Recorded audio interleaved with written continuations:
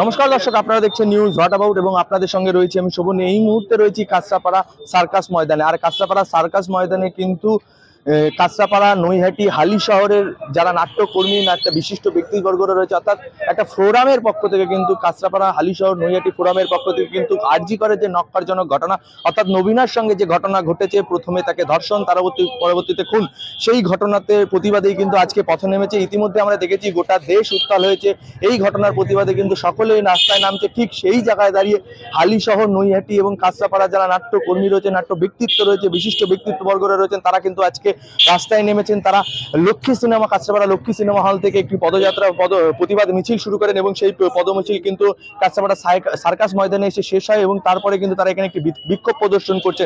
আসুন তারা আজকের এই বিক্ষোভ প্রদর্শন বা প্রতিবাদ মিছিল থেকে কি জানাচ্ছেন তাদের মুখ থেকে শুনে নেওয়া যাক। ক্যামেরায় আকাশ সিং এর সাথে Shobhan, news what about, Kanchrapara. রাজ্য পুলিশের ভূমিকা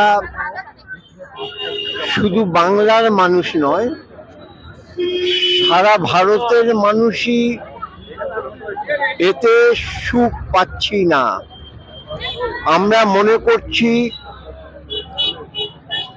রাজ্যের প্রধান যারা আছেন তারা এটাকে ধামাচাপা দেবার নানান রকম প্রচেষ্টা করে চলেছেন।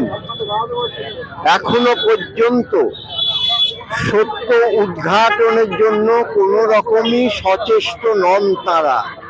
তারা এটাকে ধামাচাপা দিতে চাইছেন এবং একজনকে দাঁড় করিয়ে যার সাজা চাইছে এবং ফাঁসি চাইছে, এটা সাজানো ব্যাপার। যে ঘটনা ঘটেছে, যে নারকীয়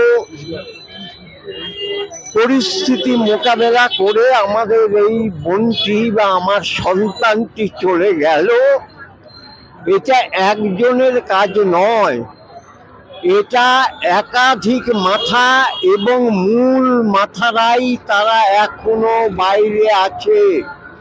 সেই মূল মাথাদেরকেই ধরতে হবে, লেজ নয়, মাথাকেই ধরতে হবে। আমাদের এখানে 18টা নাট্য দল আছে এবং বিভিন্ন আমাদের এটা অ্যাসোসিয়েশন হচ্ছে কালচারাল ফোরাম। হ্যাঁ, নৈহাটি, হালিশহর, কাঁচরাপাড়া কালচারাল ফোরাম। এখানটায় সঙ্গীত সংগঠন আছে, নৃত্য যারা করে তারা আছে, যারা আবৃত্তি করে তারা আছে, সবাই এখানটায় হয়েছে।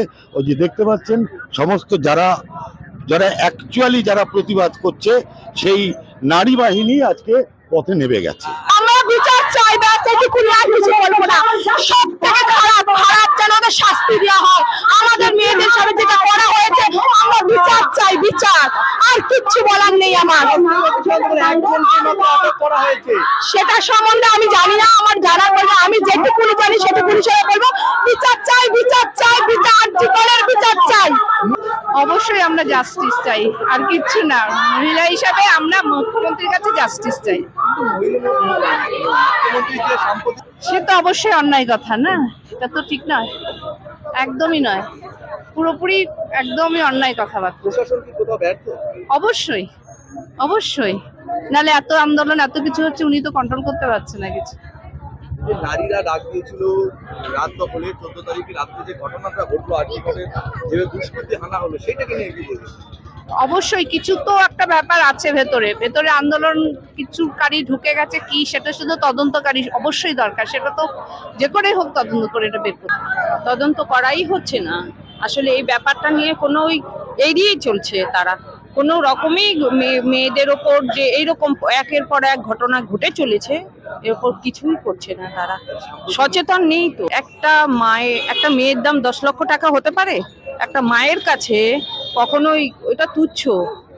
কোনোদিন টাকা দিয়ে সন্তান কেনা যায় না।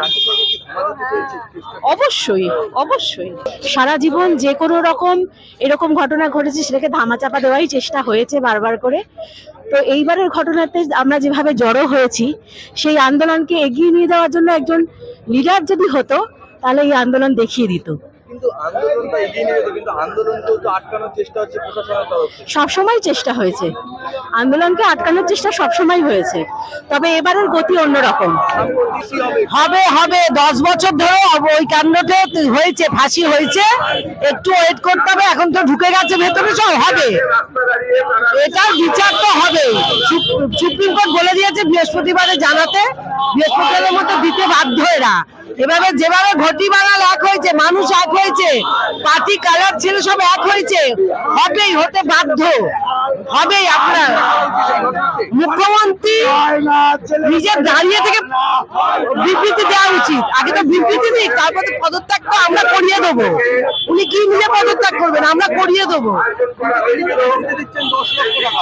10 লক্ষ টাকা না, ওনার তো কালীঘাটের ভেতরে টাকা থাকে, উনি টাকা দিয়েই সবাইকে মুখ বন্ধ করতে চান। টাকাটা বড়, টাকা উনি বলতেই পারেন, ওনার মুখ আছে, ব্যক্তি স্বাধীনতা আছে প্রত্যেকটা মানুষের। পশ্চিমবঙ্গে, আমাদের ভারতবর্ষে আমরা বাক স্বাধীনতা আমাদের আছে, প্রত্যেকে। যে মুখ্যমন্ত্রী বলুক, আমি বলি, আমরা বলতেই পারি, কিন্তু কোনটা আমরা নেব কোনটা নেব না সেটা আমাদের জনসাধারণের ব্যাপার। আমরা কি নিচ্ছি, আমরা কি করছি, আমাদের রাস্তায় বেরিয়ে লোকে বুঝতে পারছে।